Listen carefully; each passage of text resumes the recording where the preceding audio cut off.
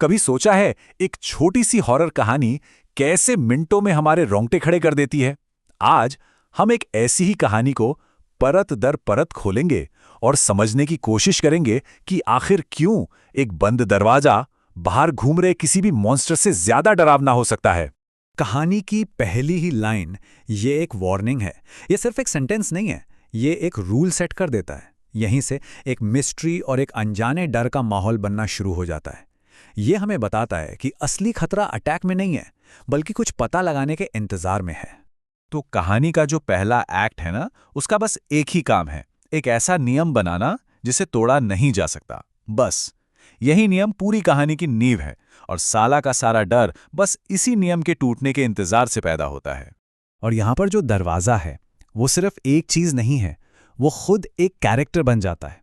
एक silent character.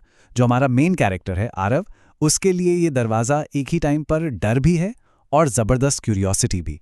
मतलब पूरी कहानी इसी के इर्द गिर्द घूमती है। अब देखिए कहानी यहां पर कितनी चालाकी से सस्पेंस बिल्ड करती है।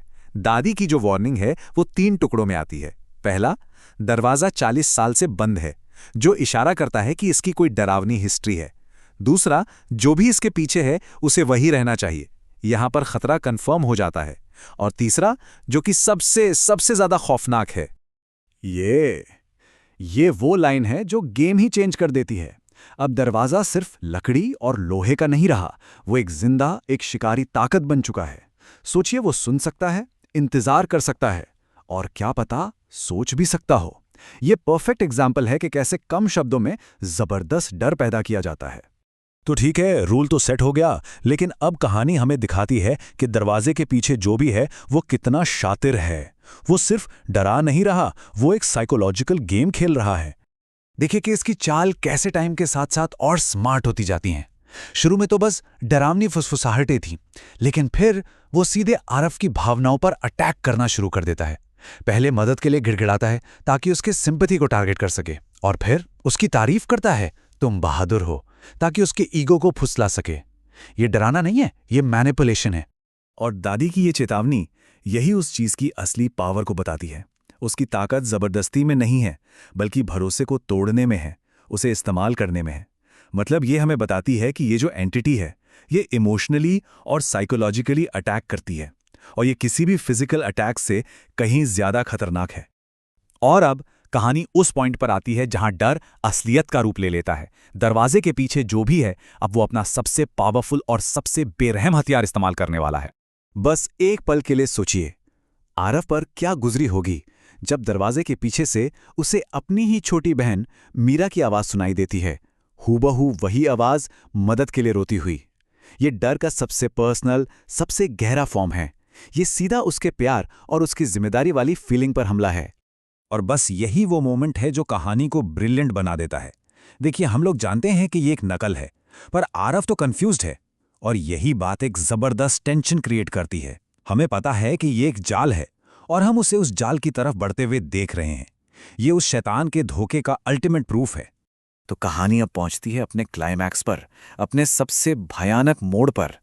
ये जो आइडिया है, ये हमशक्ल या जिसे डोपलगैंगर कहते हैं, उस क्लासिक डर पर बेस्ड है। और आखिरकार आरव का विल पावर टूट जाता है, दरवाजा अपने आप खुल जाता है। ये एक सिंबल है कि अब कंट्रोल आरव के हाथ से जा चुका है। Game over. सस्पेंस यहां अपने पीक पर है। राइटर हमें तुरंत नहीं दिखाता कि अंदर क्या है।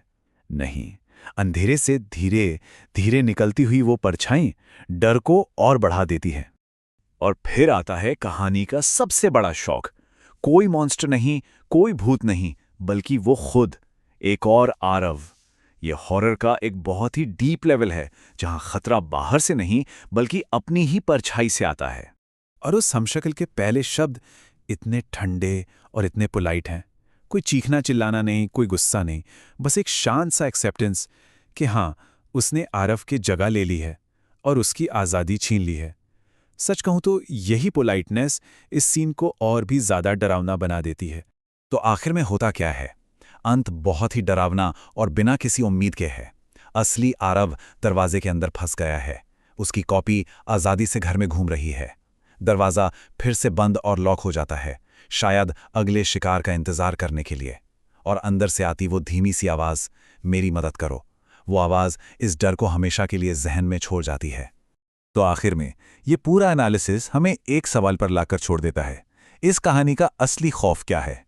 दरवाजे के पीछे बंद वो अनजान चीज़, या फिर ये सोच कि हमारी पहचान, हमारी जिंदगी, हमारी जगह कोई और ले सकता है, और शायद किसी को कानो कान खबर भी नहीं होगी।